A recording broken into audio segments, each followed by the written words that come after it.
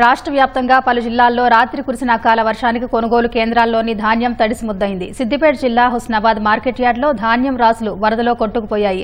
ఈదురుగాళ్లు బలంగా వీయడంతో రాసులపై కప్పిన టార్పాలిన్లు ఎగిరిపోయాయి. హనుమకొండ జిల్లా పరకాలలో కొనుగోలు కేంద్రంలోని ధాన్యం బస్తాలు పూర్తిగా తడిసిపోయాయి. చేతికి అందొచ్చిన పంట నీటి పాలైందని రైతులు ఆవేదన వ్యక్తం చేస్తున్నారు. కొర్రీలు పెట్టకుండా తడిసిన ధాన్యాన్ని కొనుగోలు చేయాలని రైతులు ప్రభుత్వాన్ని వేడుకుంటున్నారు.